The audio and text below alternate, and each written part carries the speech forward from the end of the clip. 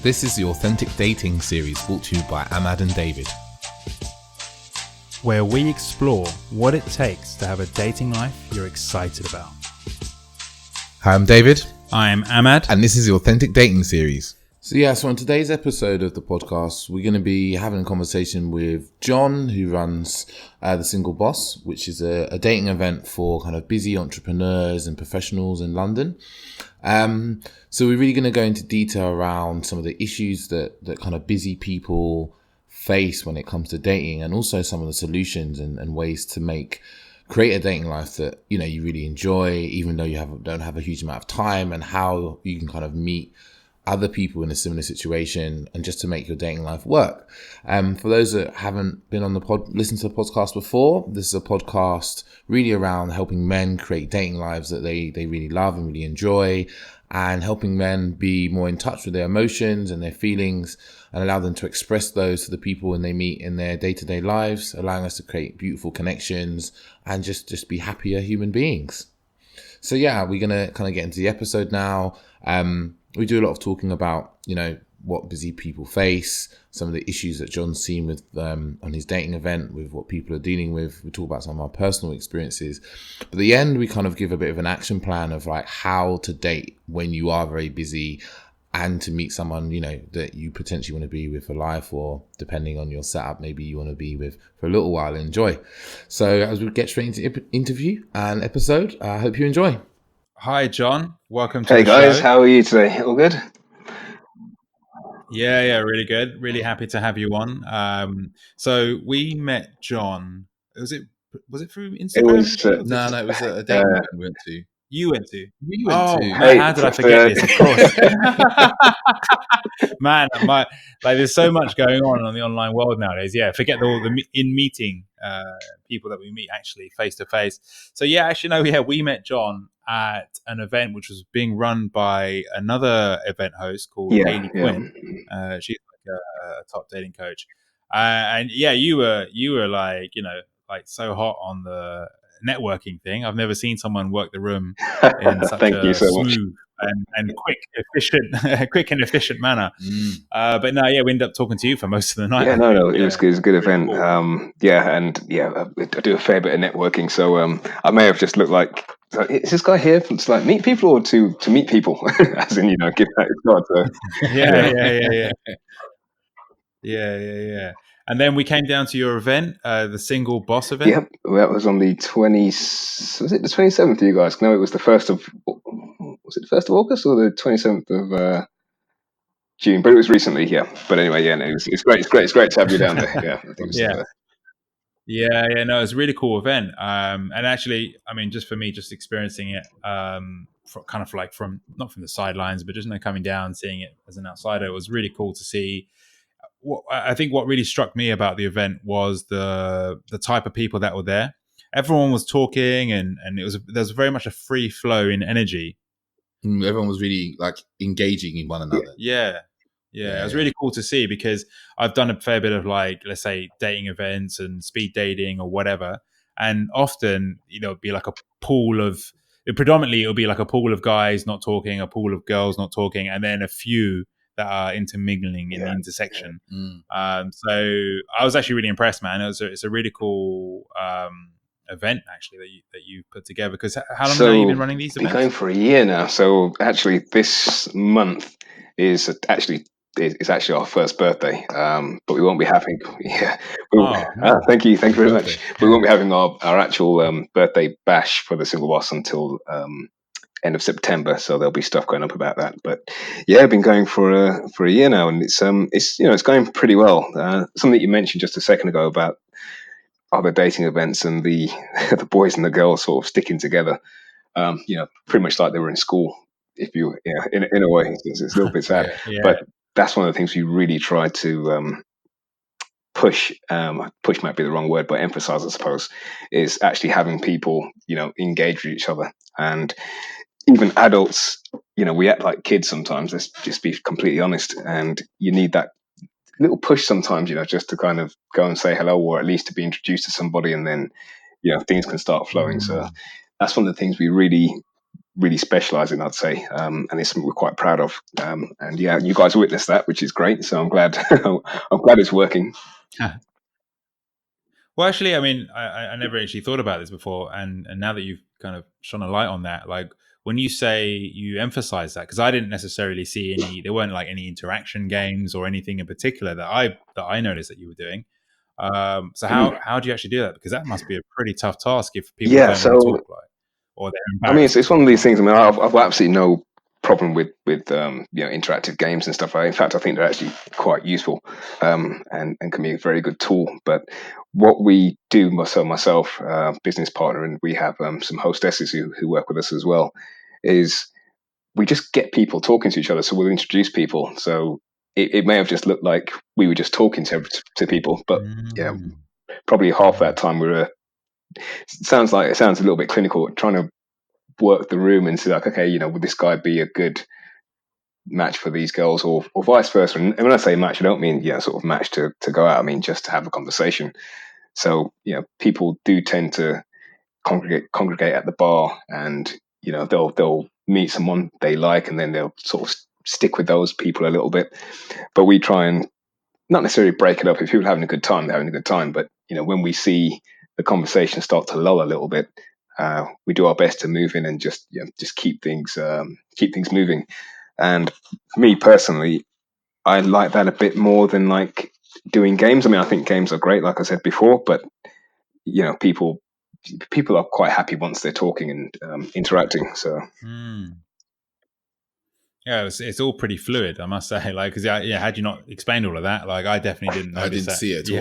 Yeah. Well, good job, man. Just to rewind a bit, like, so the events, the company that you run and the events are under the title Single Boss. Like, how did that begin? Like, what is that all about? And how? Yeah. So, how long have we got for this podcast? Okay. One year. Okay. Perfect amount of time. So yeah, the actual idea was born quite a while ago. So to give you a little bit of history, just so it all kind of makes sense, I used to run I was creating a dating app back in 2015, and while I was sort of doing that process, which is I kind of quit my job and stuff like that, I was working on this thing full time. But it takes a long time to develop an app, so I was still going out and meeting people and going to events and all this kind of stuff. And I used to go speed dating a fair bit. And what I realized with the dating events, speed dating, etc., is that they're very general, in the sense that it's a age range and a location, or an age range and a geographic location, or the pull might be there's going to be so many single people here, come along. There wasn't anything really, anything to filter people, or to kind of have a specific interest in what the event was. It was just single people, age, location, which is fine. It worked quite well. But I did start noticing, this thing could be tailored to entrepreneurs, business people, startups, people short on time and who spend a lot of time focusing on the projects they're working on. So the idea came to my head around about then. I used to go to these events that were great. And as time moved on, I think it was around about 2017, I want to say, I started working for one of the speed dating companies, the biggest one in the UK, absolutely fantastic company. And, the idea just started taking more root as I was actually sort of working there and meeting people and, seeing how the events ran. So, with all the kind of experience I had actually, say, running these events now with the manager at the time, literally last year, I just said, hey, this idea has been festering for a while. What's the worst thing that can happen? We run it. It could be a complete flop. And you lose a little bit of money. So there wasn't a massive risk to it, and the upside could be quite good. So it was the end of July last year. The end of July, beginning of August, we decided, right, let's just do it.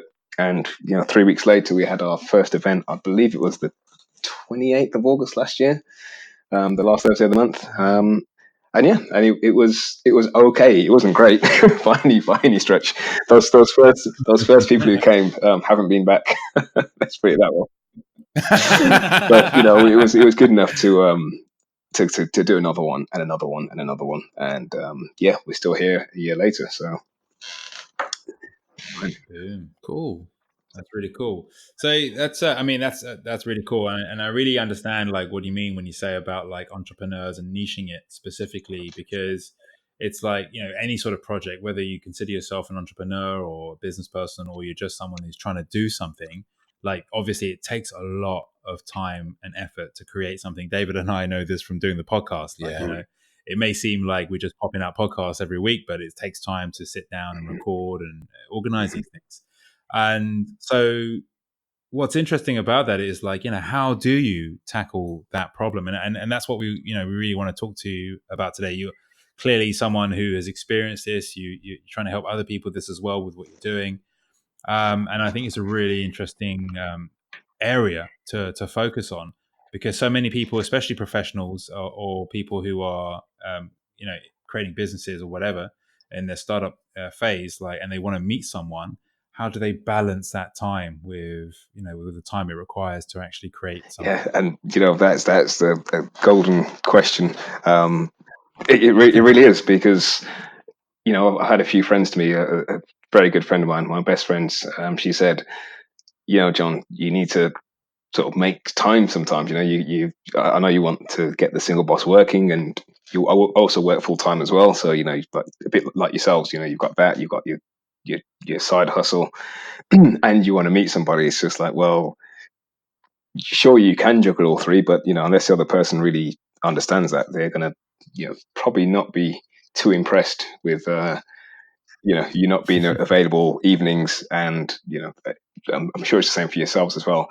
Weekends is probably the only time you get to really put in a good stretch of like solid work, or whatever it is you need to do. So yes, how do you tackle this? Is it something you guys said before we jumped on the podcast? I think it's probably the best point of anything I could think of. It's that priorities you mentioning. What are you prioritizing? Are you prioritizing your business? Are you prioritizing them?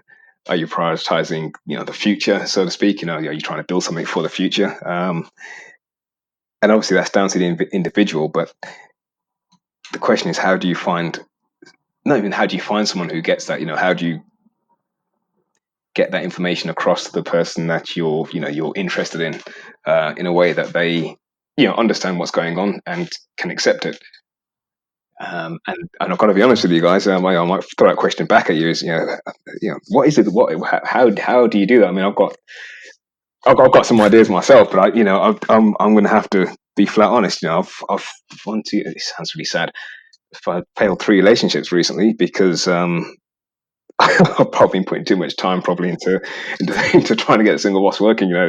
Maybe not the model citizen to answer that question, but at the same time, people can learn from that, because I keep saying to people, I want a relationship. I want to settle down. I want to have kids someday. All this kind of great stuff. But then on the weekends, it's like, okay, I'm up early most weekends. I'm up early in the mornings in the week, and then I do stuff in the evenings. It's like, well, Jon, if you're not going to prioritize that, then how are you going to actually meet or stay with these people, let alone meet them? Which is the other thing we spoke about briefly was, it's all good and well finding someone who can can relate to you, but you've still got that bit in the middle where you have to go and meet them, or which again dips into your time, right? So. Yeah. I think the thing with the priorities is like I feel like for many years I've had quite a busy life, and there was a point where I was like getting into the property game and so forth, and it meant that I would say like I was driving up north kind of one day every other week, and I had a girlfriend at the time, and for her, she kind of felt like all I was doing was talking property, crunching numbers, calling agents, speaking to agents all the time. And actually it was really put a real strain on our relationship, because it was like often she'd be like, what's more important to you? like you buying these houses or me?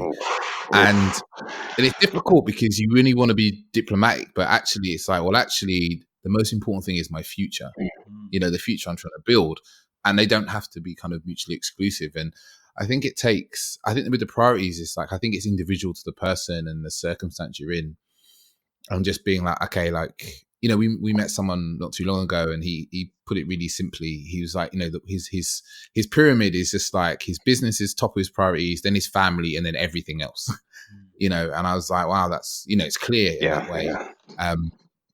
But he also seems to find time to be dating and so forth. And he was actually living a polyamorous life. So yes, he was dating a lot. So I think the thing is just, having the priorities clear for yourself. And I think that's something that happens in not just for entrepreneurs. I think for like regular everyday people, is that they're not clear actually on what their priorities are. And it means that their business is their priority. And then they're like, well, actually I feel a bit lonely, so I wouldn't mind to be doing some dating. And then they're not, obviously you're never in balance. I think balance is a bit of a myth, but they'll suddenly meet someone, and then that person will very quickly go very high in their priorities. But ultimately it's like your business is there, until you get to a point where that's maybe working on its own a bit more. Like, but in the early stages, as we all know, it's like, you'll be spending, most of your weekend, a good few nights a week, just putting time into that. And I guess it's the case of going, okay, it is a priority, but just scheduling some time towards it every week in some kind of structured manner. Yeah. I think that that last bit actually, trying to structure it. You mentioned the guy you had a chat with his three-tier system, which is great. I mean, how simple is that? It's wow. You can't really go wrong there. But it's just how do you structure it, and then I suppose as well, guys, it's how do you structure it in a way that doesn't seem like a structure? I mean, I know it sounds a bit counterintuitive what I'm saying, but if people feel like they've been put into a structure, that they can almost resent that as well. It's like, oh, okay, well, my place is here in the hierarchy, or here in the table, or whatever it is. And I guess you got to have that human. That's what I'm looking for. You got to be able to sugarcoat it, I suppose, to make it to make it seem. Well, there's another experience I've had as well, and the first thing I'd say would be like what comes to my mind is values. So it's not just about you, right? It's like there is you, but then the people you're meeting, then their values should meet with yours and align on some level. And for some people, they'll put relationships first, or they'll put families first. And so, that's going to be a bit of a mismatch if like, it's not to say you can't have a good relationship and you're running your business. Obviously not, right? There are plenty of people who do that. But it's actually just having the value of like, you're up to living your life out it, because it's not just about work, right? Like, we're just talking about work here. It's not just about working. It's actually like, you want to do something. You don't want to be like sitting at home and then just like watching TV or whatever. And then, 20 years goes past and you think, fuck, why have I not done this? It's following your purpose. Yeah. So then on the point of structures, is like there's actually another guy that we met recently, and he's been married for 10 years, and I think he knew his wife. He was with his wife like 7 years prior, and I went to like this kind of party that he was doing at his house. I say kind of, it was a party. He was doing a party at his house. It was definitely a party. There was music, there was food, there was people. There was dancing. Right? Yeah. So it looked like a party. It must have been a party. And in his next to his kitchen, it was huge, the biggest whiteboard I've ever seen. I've never seen a whiteboard so big, not even at school. It's like huge. And like, he had a structure. He's got kids as well, and he had this he was very methodical about stuff. And the thing is, like, about structure is like, you're always in a structure. Like, it doesn't matter totally whether you've picked one or you haven't. That if you haven't picked a structure, that's your structure. And so, like, I have this with my partner Chloe. Like, when she first met me, she hated the idea of like just being another thing on my to-do list. But it's not. But then eventually you realize, like, if you want to get things done, then you need to have some sort of structure, and it can be really fluid. Where it falls apart is if, with the classic where, the guy forgets that, he's got the anniversary dinner planned and he doesn't turn up to the dinner and she's sat at the fancy restaurant all by herself. Classic rom-com stuff. So I would say that as well. It's like, but that's not so much about structure. That's more about people realizing that, this is something that you want. Like another example as well is a good friend of mine, David, who he is a complete like worker. Like he's passionate about his work and he loves it. He got married and I think his wife loves working too now. She's now involved in business as well now. Yeah, she is. And the funny thing is, he took an office like near where she works, so they actually have more time. Like they together, even though they're both very busy.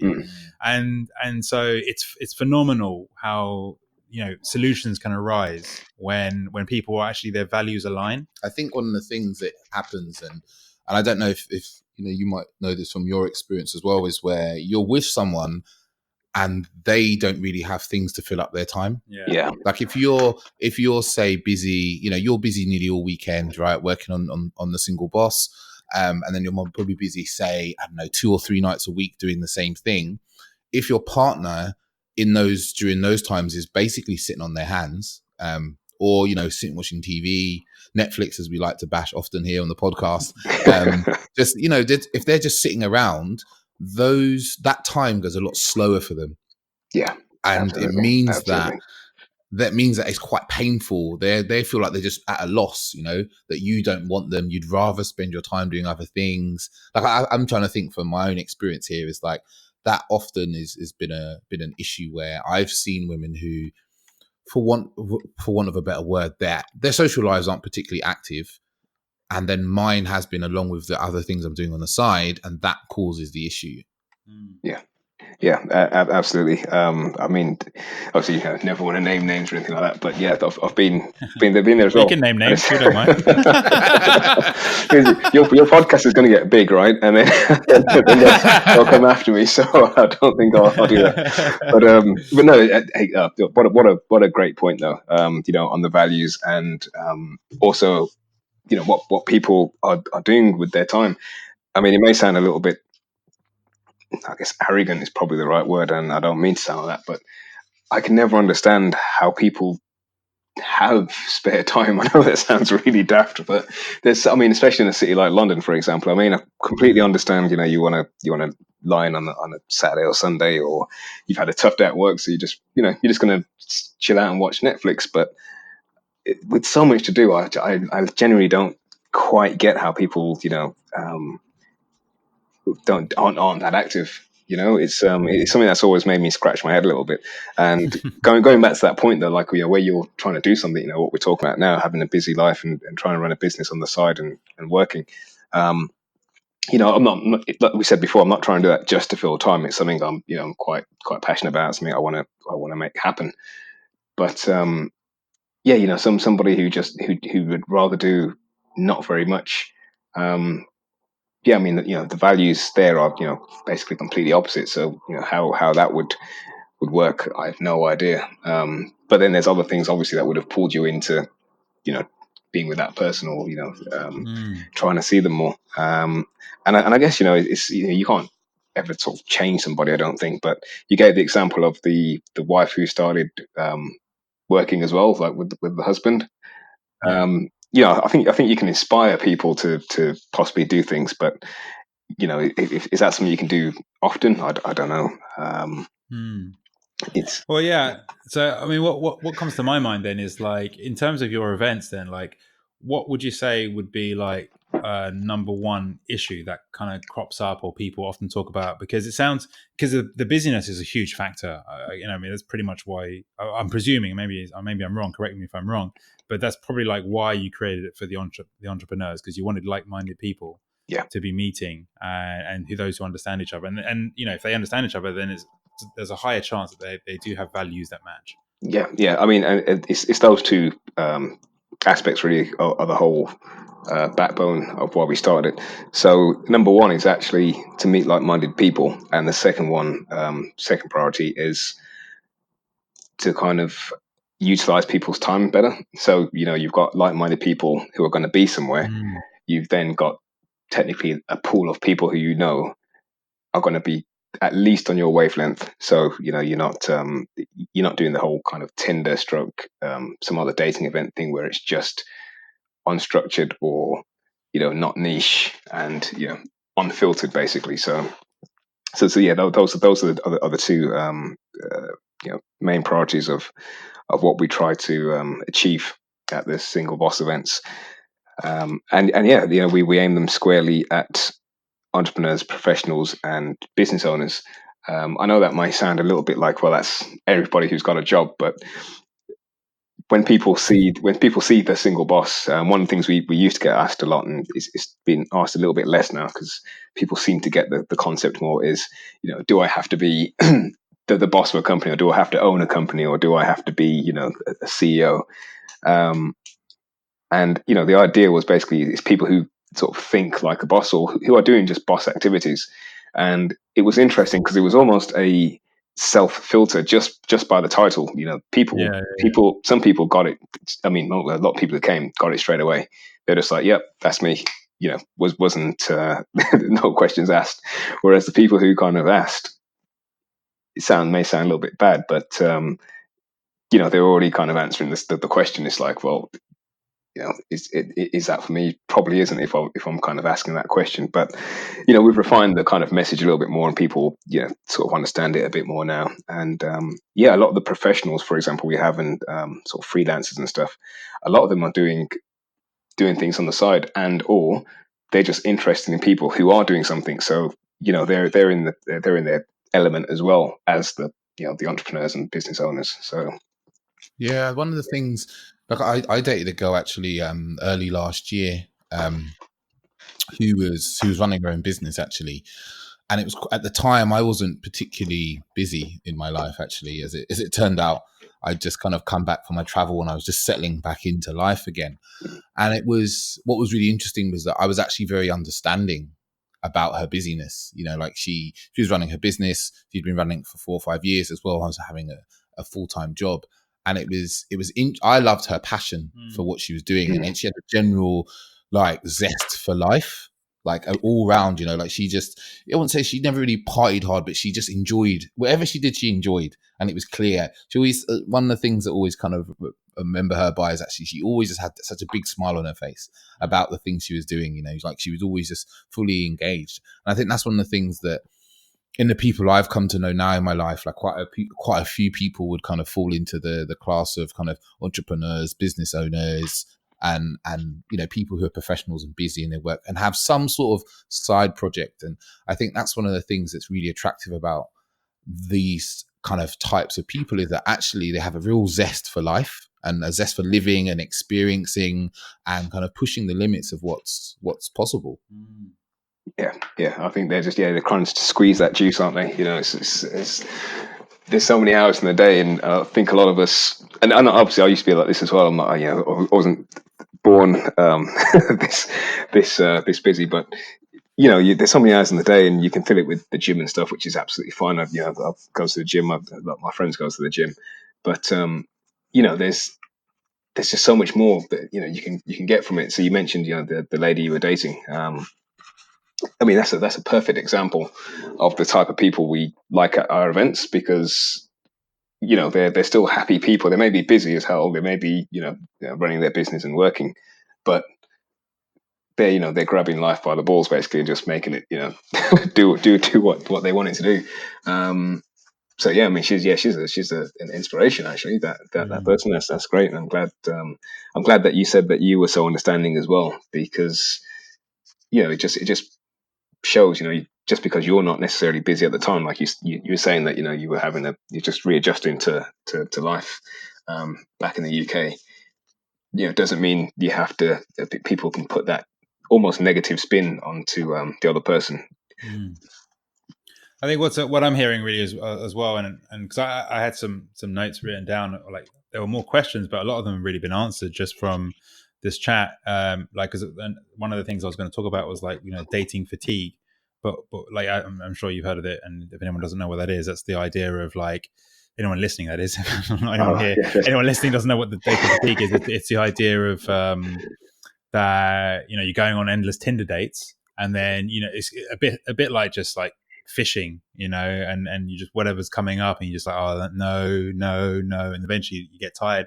But like with the events that you're putting on, it's like by putting like-minded people, by actually attracting people who are up to similar things or have at least a similar mindset, like it's way more engaging, it's way more exciting. I'm presuming actually there's a lot of business deals that that come out of surprisingly, that's absolutely true as well. It was actually, I noticed it was the first. So we had an event on the 1st of August, and there were no word of a lie. There was 6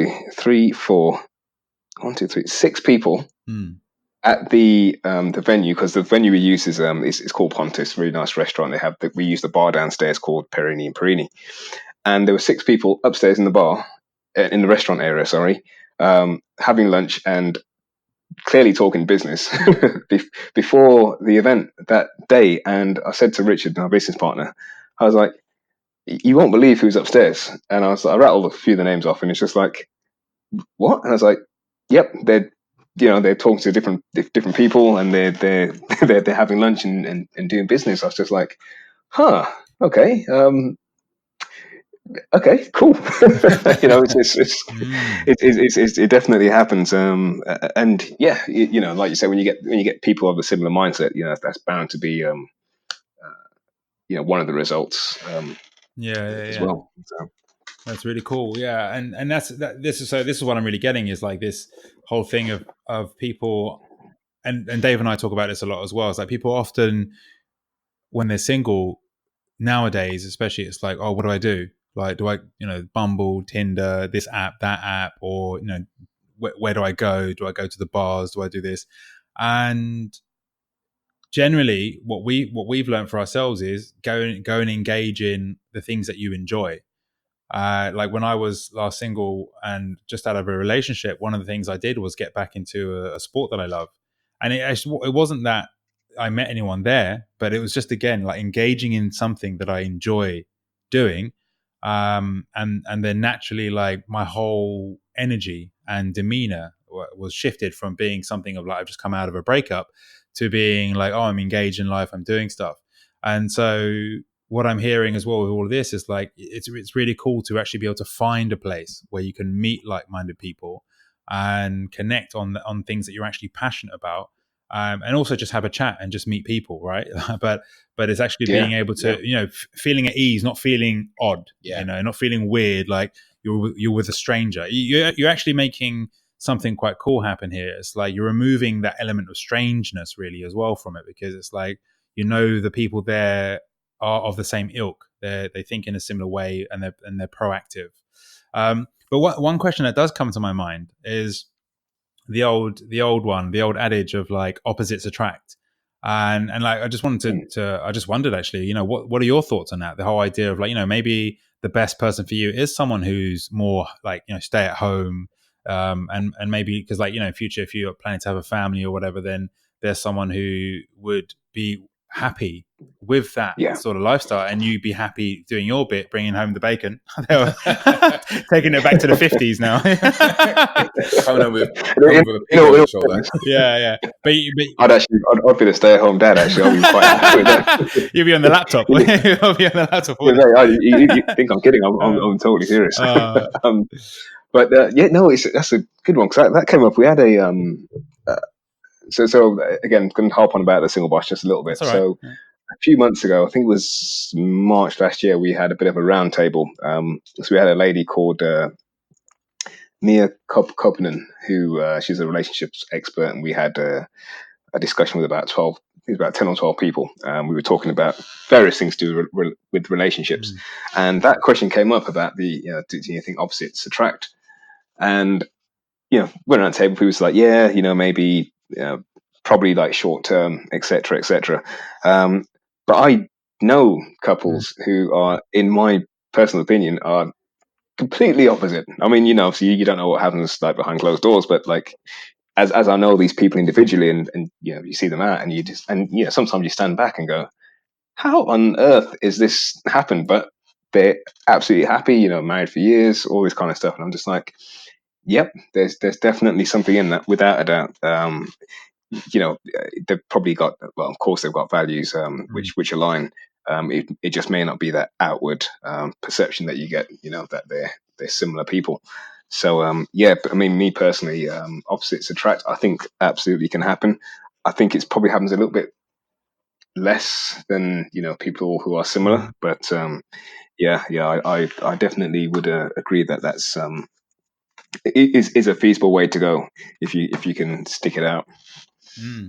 Well, I know me and my partner, we're actually very similar in a lot of ways, and then we also have some differences. But definitely, I do feel at times that the similarities can be annoying. So, it's I'm not just talking about work and stuff. It's on more on the emotional or personality level, where it could be a situation where, maybe we're both in a funk. We're not being proactive, and we're both just chilling about it, rather than one of us pulling the other up or whatever. And it's just interesting because I know in other dynamics that there's often complementary characteristics.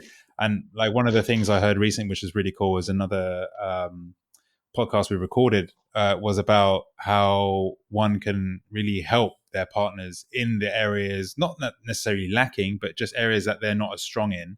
And that's another way in which partners can thrive together, is by bringing a focus to where, let's say someone is less sociable, and another person is more sociable and willing to do these things, or more entrepreneurial, and the other's less entrepreneurial.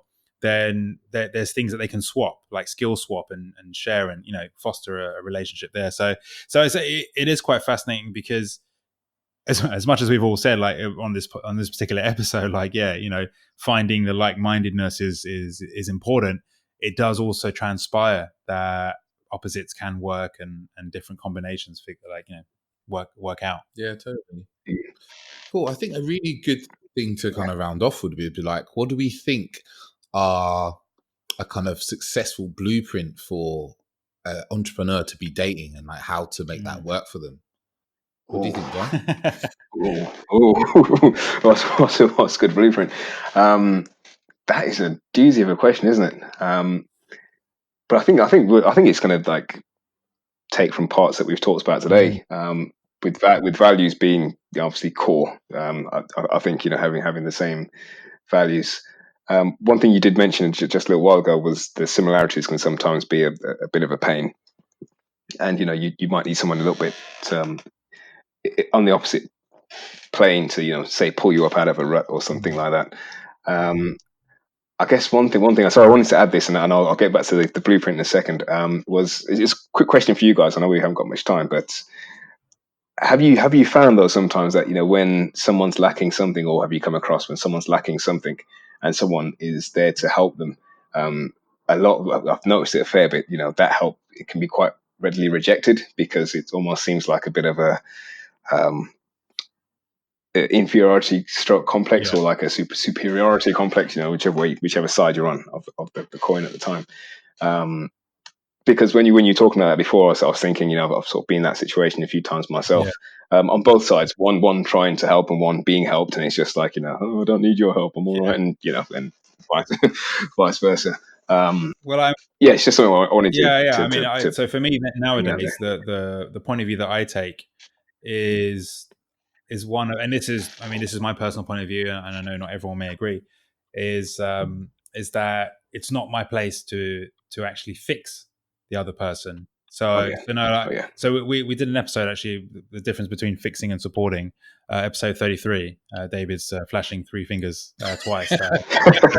Episode 33, where we talked about the difference, and we actually had this thing about this whole broken wing theory, where something Dave and I noticed in our own dating experiences, where often in the past we were not actively but somehow always end up in relationships where we feel like we're always having to help the partner we're with and raise her up in particular ways. And actually, like exactly how you're saying there, it's not well received always, because often it does come across, it obviously would come across as derogatory. Is that the word? It kind of comes across as saying you're defective or there's something wrong. You're not quite enough. Yeah, and it's not cool. That's not cool, right? Like to feel, for anyone to feel like, you know, if someone was doing to us, telling us like, oh, you need to fix this, you need to fix that, you're going to be like, fuck, man, I'm broken. Like,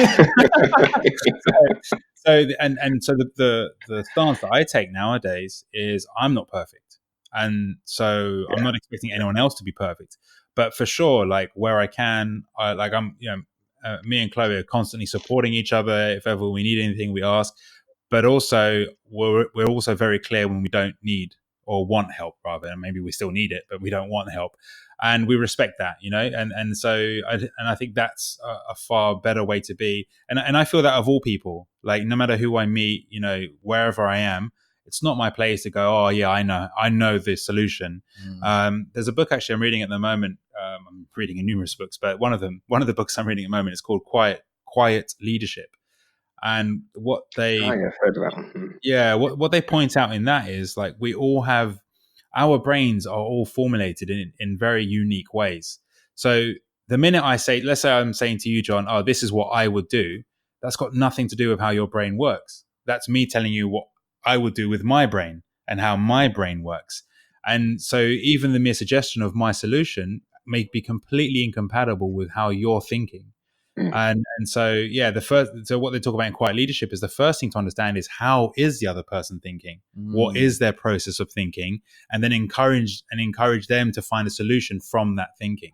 So it's a different modality, but that's really something I'm been sinking more into nowadays in my mid-30s, because it's just a much easier life than feeling like I'm going around like fixing everyone or that I need to have all the answers. It's actually, no, everyone has the answers. They just need to be supported sometimes in realizing that they have the answers inside of them. Totally agree with that. Absolutely agree with that. I think you just answered the question for me. I think you answered the question for me, which is great. Thanks very much. Got me off the hook there. It's all good. No, like you're trying to help. You're trying to, help your partner. I can imagine with a lot of entrepreneurs, it's like, what probably they fall into often is like trying to help their partner start a business. Well, you're problem solvers, right? Yeah. Exactly. Yeah. Problem. Yeah, we see the problem, so we look to solve it. And this, it's not always well received. I think the thing is that I see now for me is actually creating an atmosphere in a relationship where the other person can ask for whatever it is they need. On any level, if there's something they feel they need and you can help them with it, is like create that space where it's fine to say, I need help with something, or I need help in whatever way. And then if someone's coming to you for help and asking, you're able to kind of give them what they're asking for, what they need, instead of kind of trying to, what I see as how we're always kind of preempting someone asking for help by offering our help or forcing help upon them. Yeah, which is probably the worst one, right? Yeah. I've definitely been guilty of that a few times, Like, I've seen it with women I've been with around food, diet, and like exercise and stuff like that. And me be like, oh, look at me. I have the answers for you. Dave's standing there with his six-pack. Look at me. Do what I do. Yeah, and it's not, that can be really badly received. So guys out there, my truth to guys is don't tell your girlfriends that they're fat. It doesn't work very well. It's not helpful. And don't just replace all the chocolate biscuits with broccoli. They work that out too. Or rich tea, what David is all the time. Almost as many calories there, David. Almost as many calories, mate.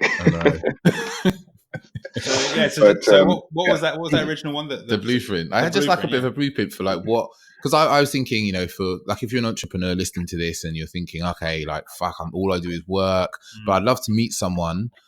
Like, what do I do?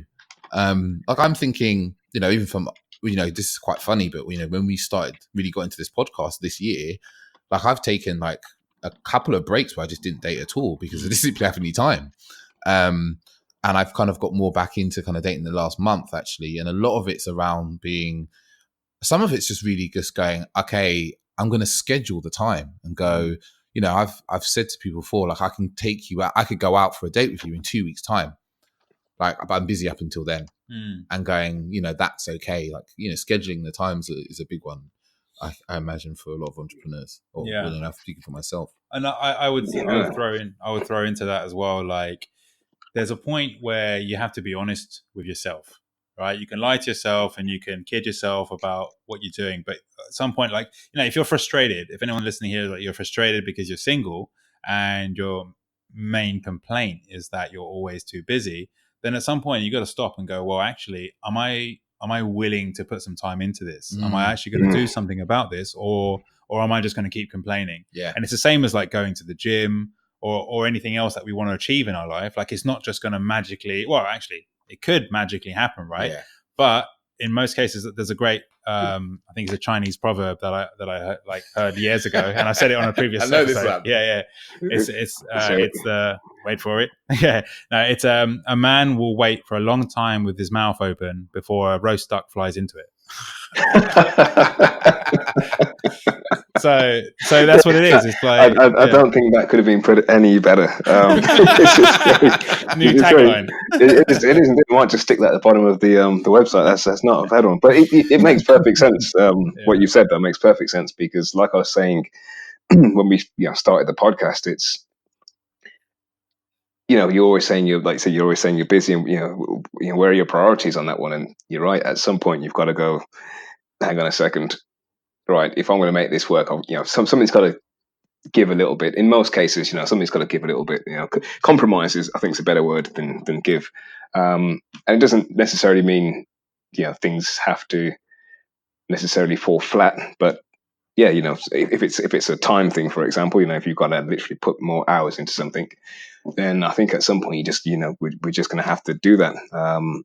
I know you mentioned your friend before who schedules everything to the T, and you also said, you'll tell a girl, we can go out for a date in 2 weeks.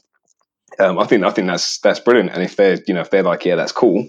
Hey, definitely onto a winner. I think if they're already able to sort of appreciate the fact that you've got XYZ going on. But it goes back to that priorities we spoke about at the very beginning. The priorities and then the values, or values, priorities, however you want to order it. But let's just say, though, like, someone is still thinking, nah, I'm way too busy, I can't meet someone. I mean, my biggest recommendation right now, if that person is still like, oh, I can't do it, is hop along to one of your events. So I meet some like-minded people. I actually think that's like, if for me in the last kind of 6 months or so, the best way that I've met women actually is going to events similar to yours, where I'm going in, meeting people I know already like-minded. Whether it be I'm going to some sort of self-development event, or I'm going to some sort of what else have I been to, like, spiritual event I'm going to, I know that I'm going there and there's like-minded people. So that cuts out the kind of the chaff straight away. So yeah, I think that's a really big thing for, because, you're an entrepreneur, you've probably got, you've got 3 hours of your evening free. So you want to be targeted. Yeah. You want to make that count. And what you said it makes perfect sense about going to places where there's like-minded people already. Of course, I'm going to plug the Single Boss, but you also mentioned a little while ago about getting back into sport. Just something that you liked doing. Just because you enjoyed it and it made you feel good. I think that's also important as well. In terms of, I think, meeting single people, I mean, I've come across a few things.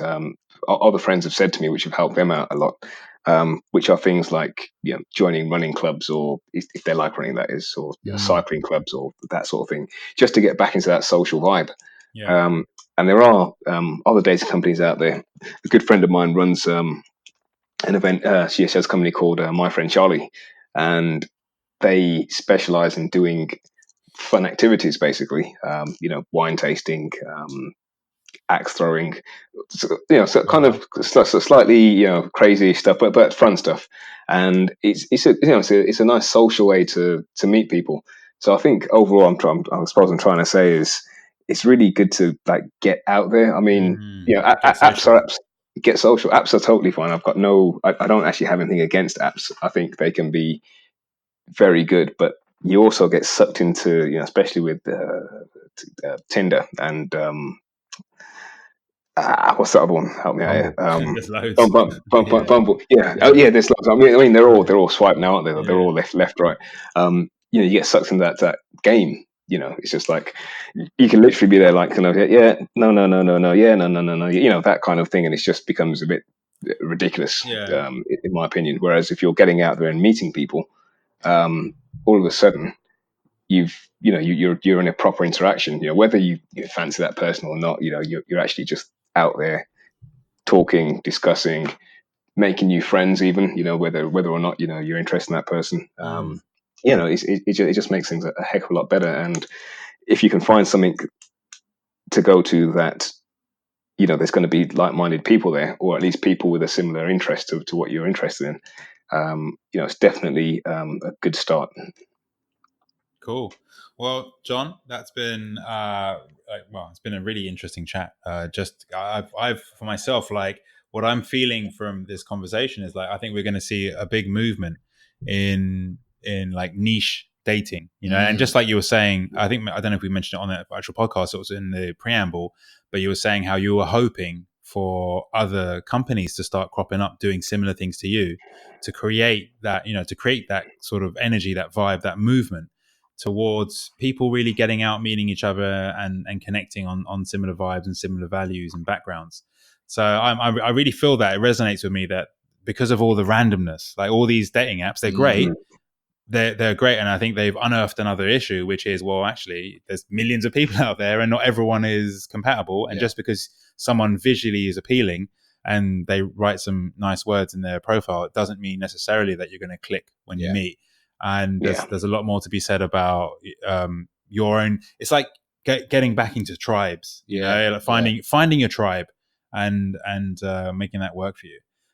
So the last thing is, like, if anyone actually wants to find you, wants to look you up, wants to go to one of your events, where's the best place for them to find you? Yep. So the best place is simply go to our website, which is thesingleboss.co.uk. We have our events listed on there. Contact details at the bottom. But if you want to drop me an email after you hear this, if you drop an email to john@thesingleboss.co.uk, I'll get that personally and write you back and give you whatever information you need. Great. Well, thanks so much for your time, Jon. I know you're a busy guy. We've just been through this. So, yeah, really appreciate you taking the time out of your busy schedule to come onto our podcast. It's been a great chat. I've learned a lot. It's been fantastic. Yeah, I've definitely learned a lot from this one. Great. Cheers, man. It's been great. Guys, thanks very much for having me. Cheers, guys. Thank you very much. Ciao. See ya. Bye.